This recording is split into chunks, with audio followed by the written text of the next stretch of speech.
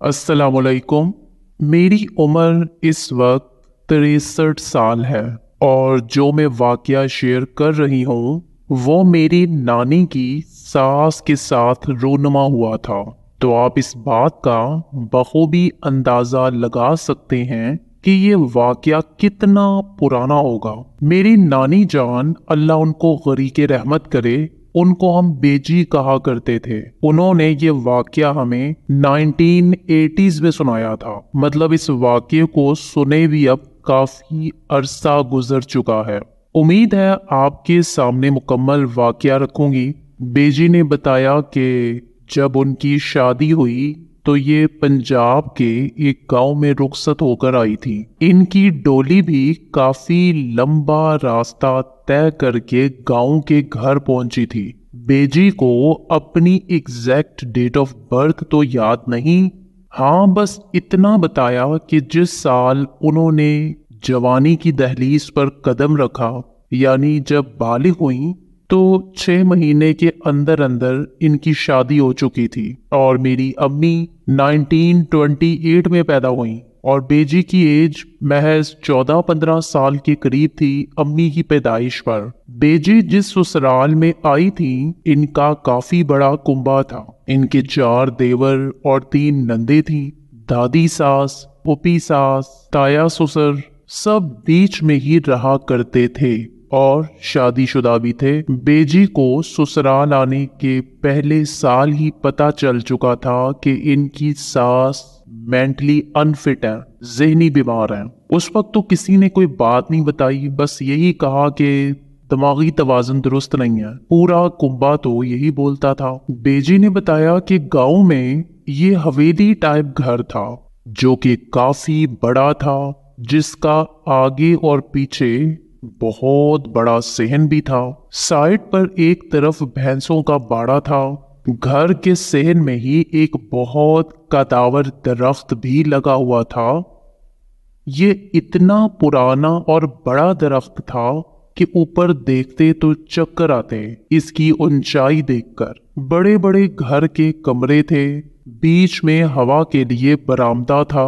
ऊपर छत खुली और बहुत बड़ी थी। सहन के एक तरफ हाथ से घेरने वाला नलका भी लगा हुआ था, जिससे सब पानी इस्तेमाल किया करते थे। बेजी की फूफी सास जवानी में बेवा हो गई थी, तो इसलिए वो भी उसी घर के अंदर रहा करती थी। इनके घर के इर्द गिर्द सिर्फ पैलियां ही पैलियां हुआ करती थीं और काफी दूर ताहदे निगाह जाकर दूसरा घर नजर आता था।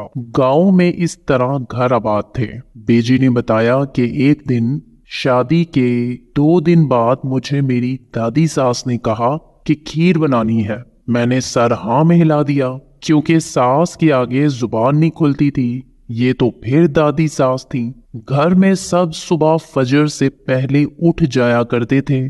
फजर की नमाज की तैयारी ऐसे होती जैसे जुमे की नमाज की हुआ करती थी। आंधी हो, तूफान हो, सर्दी हो, गर्मी हो, सुबह तड़के उठ जाना था सबने। मुझे सुबह उसी वक्त उठ के खीर बनाने का हुक्म जारी हुआ था। मैं पहली बड़ी बहू थी उस घर में। दूध घर की नौकरानी ने भैंसों के बाड़े से जाकर निकाल कर मुझे पहले ही दे दिया था। गांव के घर में पिछले बरामदे में एक बड़ा सा कमरा हुआ करता था, जिसमें अनाज, चावल, दालें और शक्कर की बोरियां पड़ी होती थी। मुझे मेरी सास, जिनका नाम रेशम बीबी था, मगर सब उनको बीबी ही बुलाया करते थे, बीबी ने कहा, जाकर शक्कर ले आओ पीछे से। मैं बहुत सुबह जाकर अपने हाथों से उस राशन वाले कमरे का दरवाजा खोल के अंदर गई। छोटा बर्तन मेरे हाथ में ही था। शक्कर निकाल रही हूं तो मुझे किसी के दांतों से चबाने की आवाज आई अंदर से। देखा तो बीबी शक्कर चबा चबा के खा रही थी। मैं सास के आगे बोलूं ना कुछ पूछूं कि आप तो अभी बाहर थी। ये मेरे से भी पहले यहाँ आके शक्कर खा रही हैं। उन्होंने मुझे देखा, मैंने उनको देखा। मैं कुछ ना बोली और शक्कर लेके उस कमरे से निकल आई। जब बावर्ची खाने की तरफ जाने लगी तो देखा कि बीबी मुसल्ले पर तस्बीह पढ़ रही थी। उनको मैं देखूं, फिर पीछे मुड़ के उसी राशन वाले कमरे की तरफ देखूं तो कुछ समझ नहीं आई कि बीबी मुझसे पहले दादी सास के पास बैठी है कैसे। ससुराल में तीसरा दिन मैं कुछ नहीं बोली और फिर आके खीर बनाई, जो कि सुबह सब ने ना सिर्फ नाश्ते में खाई बल्कि गांव की जो भी औरत मुझे देखने आती सबको खिलाई गई, क्योंकि उस वक्त ये रवाज था कि गांव की औरतें नई नवीली दुल्हन को देखने आया करती थी। मेरी सास इतनी सख्त नहीं थी जितनी सख्त दादी सास थी। बेजी अपने हस्बैंड को मियाँ जी कहा करती थी और फिर हम सब भी नाना जान को मियाँ जी कहकर बुलाया करते थे। फिर एक दिन ऐसा हुआ कि सर्दियों के दिन थे, बारिश बहुत हो रही थी। इशा के बाद सब सोए तो रात के पहले पहर मुझे एक आवाज आई जैसे कोई धड़ाम से नीचे गिरा हो। मैं उठी, बाहर बरामदे में देखा तो हल्की हल्की बारिश हो रही थी और बीबी ने उसी पुराने दरख्त के ऊपर से नीचे मेरे सामने छलांग लगाई और मेरी तरफ गुस्से से देख रही थी। मेरी हालत खराब कि ये मेरी सास के साथ क्या मामला है। वो बिजली की रफ्तार से मेरे कमरे की खिड़की के पास आई और उस वक्त मैंने बीबी की आंखें देखी तो उनमें खून उतरा हुआ था। मैंने एक जोरदार आवाज लगाई, मियाँ जी। मियाँ जी और मेरी दादी सास दोनों उठ के मेरी तरफ आए। इससे पहले कि मैं कुछ बोल सकती, दादी सास ने बुरी तरह डांट दिया कि आज के बाद ये खिड़की खोल के दरख्त को कभी नहीं नजर भर के देखना। मियाँ जी ने भी डांटते हुए यही कहा कि उस दरख्त को निगाह भर के नहीं देखना। मुझे सख्त सर्दी में शदीद प्यास लगने लगी। मैंने मटके से पानी पिया तो क्या देखती हूँ कि बीबी तो सो रही है अपनी चारपाई पर। उस रात दादी सास और मियाँ जी सब सो गए, मगर मुझे नींद ना आई खौफ के मारे। और फिर वही फजर से कुछ देर पहले का वक्त, सारा घर उठ चुका था। फिर कुछ दिनों के बाद मैं खाना पका रही थी, लकड़ियों को पोंकनी से हवा दे रही थी कि मेरा देवर आया बीबी के साथ और मेरे पास दूध के बर्तन में दूध दे गया और कुछ ना बोले। हम इसको वल्टोई कहा करते थे, जिस बर्तन में दूध आता था। मैंने कभी नजर उठा के अपने देवरों को नहीं देखा था और ना ही ससुर को, मगर मैं सबकी आवाजों से बखूबी वाकिफ थी और नामों से भी वाकिफ थी। तो मैंने ध्यान नहीं दिया अपने देवर और बीबी की आवाजों पर, जिन्होंने मुझे कहा कि दूध, बस, और कोई बात नहीं की। और मैंने फिर जवाब में कह दिया, अच्छा जी, मतलब सही है, आप दूध रख गए। सुबह सब लस्सी पिया करते थे। अब ठीक कुछ मिनट्स बाद मुझे ख्याल आया कि दूध तो रोज घर की नौकरानी दे के जाती है, जिसका नाम हनीफा बीबी है। वो तो मुझे कब का दूध दे गई है वल्टोई में। तो अब ये कौन आए थे और मुझे दोबारा से दूध कौन देकर गया है। मैंने जब दूध वाले बर्तन में नजर दौड़ा के देखा तो वो खाली थी।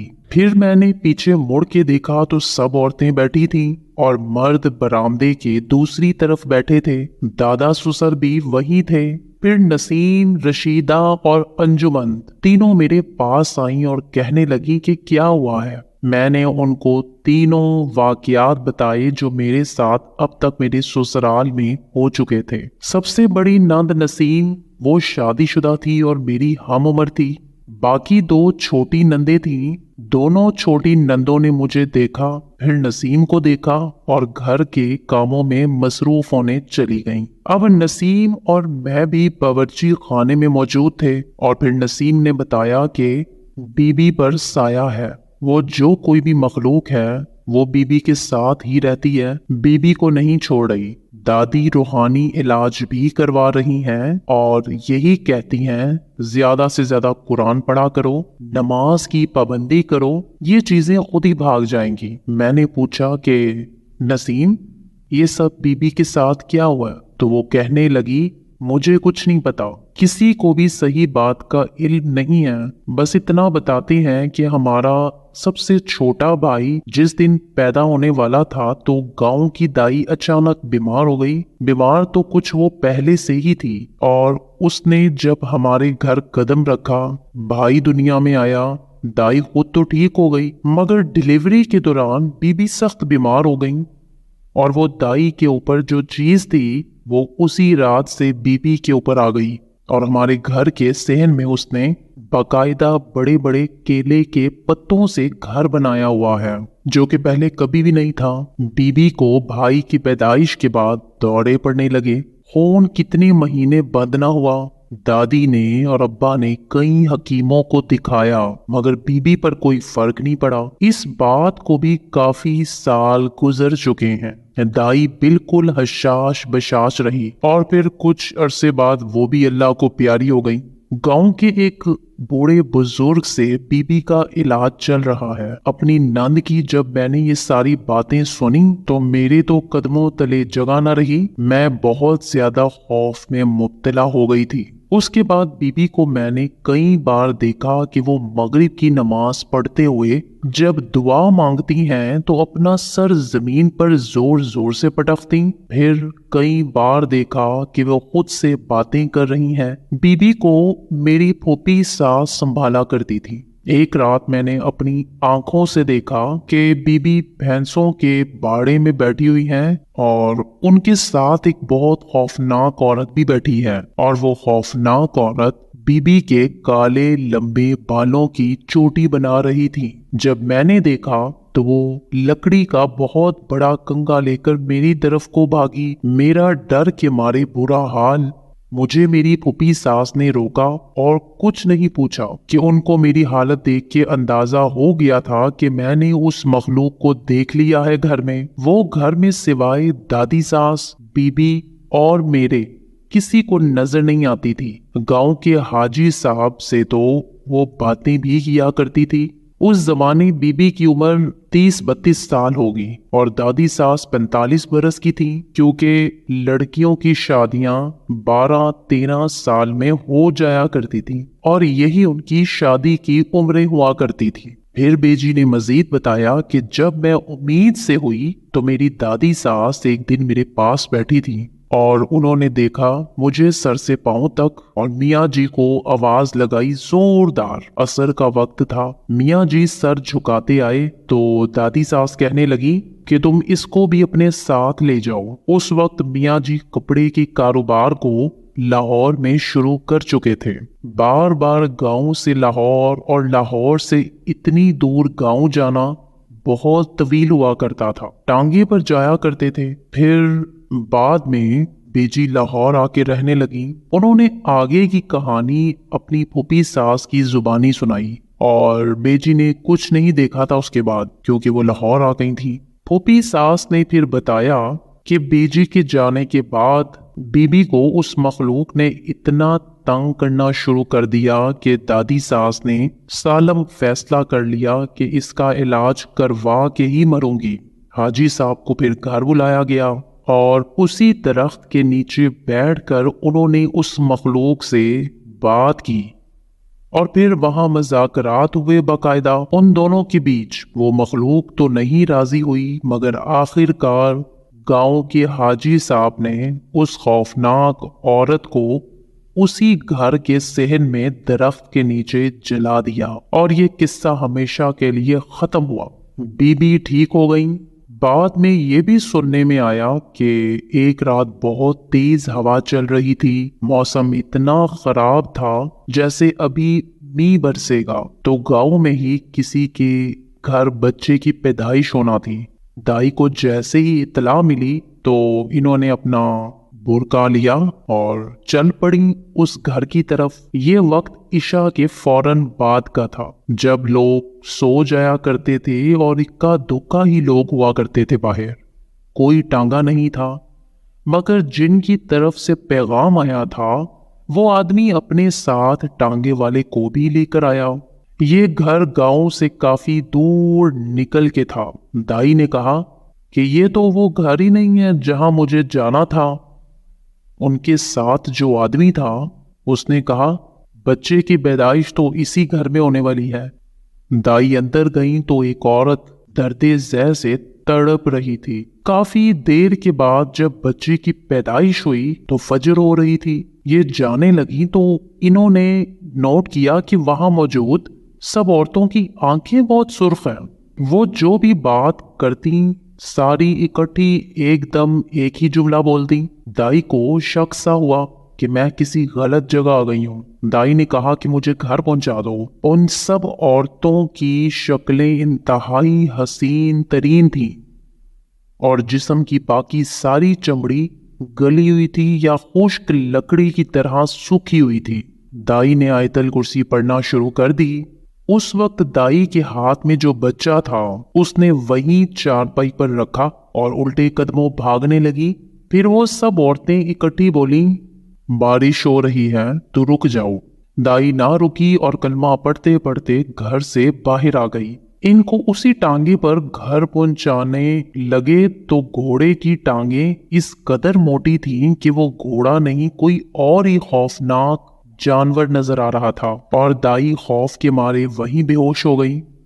صبح ہوئی، ان کو گاؤں کے لوگوں نے دیکھا، ہوش کرائی، پانی پلایا، انہوں نے ساری بات بتائی، رات کا سارا واقعہ کہہ ڈالا۔ یہ اس دور میں پوری گاؤں کا سب سے خوفناک واقعہ مشہور ہو گیا۔ پھر جب گھر ان کو لے کر آئے، دائی نے غسل کیا، نماز پڑھی اور پھر کہنے لگی کہ سر بہت بھاری ہو رہا ہے، کندھے بھی بہت بھاری بھاری سے لگنے لگے۔ اس کے بعد اس دائی کی طبیعت بہت خراب رہنے لگی۔ کسی بھی بچے کی پیدائش ہونے والی ہوتی تو دائی کو نہ بلاتے، اور دائی کے ساتھ پیش آنے والے اس واقعے کے بعد آخری ڈیلیوری جو دائی کے ہاتھوں ہوئی وہ بی بی کی ہوئی، اور ان کے ساتھ معاملات ہونا شروع ہو گئے تھے۔ جب بی بی ٹھیک ہوئیں تو وہ بیجی کے ساتھ آ کے لاہور موو ہو گئیں اپنے بچوں کے ساتھ۔ ٹائم کے ساتھ ساتھ سب کی شادیاں ہوتی گئیں، اور نانی کی شادی کے 5 سال بعد بی بی کا انتقال ہو گیا۔ آگے بیجی کے ساتھ تو کوئی واقعہ یا حادثہ نہیں ہوا، مگر میاں جی کو اچانک سے چیزیں نظر آنا شروع ہو گئی۔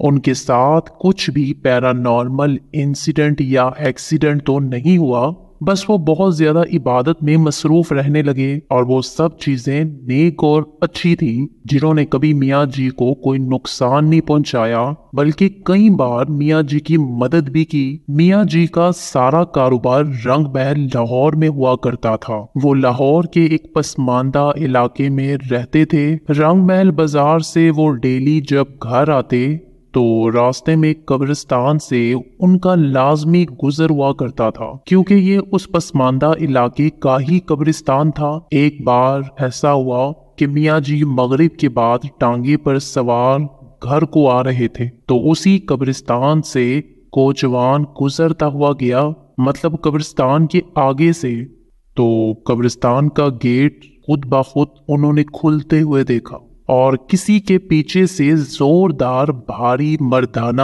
آواز آئی، محمد معراج دین۔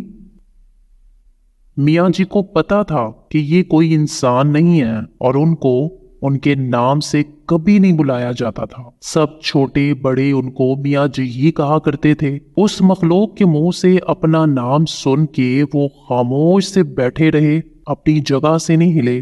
جب قبرستان کا راستہ گزر گیا تو کوچوان بولا، میاں جی، آپ کے چھوٹے بھائی راستے میں کھڑے تھے، آپ نے رکنے کا اشارہ نہیں کیا، بلکہ اپنے بھائی کو دیکھ کر ٹانگا اور بھی تیز چلانے کا کہا۔ تو میاں جی مسکرائے اور کہنے لگے کہ وہ میرا بھائی نہیں تھا، بلکہ قبرستان سے جو شیطانی مخلوق آواز دے رہی تھی اس کی طرف نہ جانے کا پیغام راستے میں کھڑی ہوئی یہ نیک مخلوق مجھے دے رہی تھی۔ وہ میرے چھوٹے بھائی کی شکل میں آئی تھی، وہ ہماری مدد کے لیے وہاں موجود تھی، جو بعد میں غائب ہو گئی۔ اس کے بعد میاں جی کو تو کچھ نہیں ہوا، مگر کوچوان کو ضرور بخار چڑھ گیا، اور وہ کئی روز پلنگ کے ساتھ لگا رہا۔ اس طرح کی نیک مخلوق میاں جی کو گھر بھی نظر آتی تھی، ہر جگہ وہ دیکھا کرتے تھے۔ یہ اللہ کی طرف سے میاں جی کی تیسری آنکھ کھل گئی تھی۔ پھر مرتے دم تک میاں جی کے ساتھ یہی معاملات چلتے رہے اور 1985 میں میاں جی کا انتقال ہو گیا۔ بعد میں بی جی بھی 1999 میں داغ مفارقت دے گئے۔ اللہ سب مسلمانوں کی مغفرت فرمائے، آمین۔ یہ سچے واقعات میں نے اپنے بچپن میں سنے تھے۔ آج میں 63 سال کی ہو گئی ہوں مگر ذہن میں بالکل تازہ ہے۔ بیٹا شیئر ضرور کرنا۔ اللہ حافظ، شکریہ۔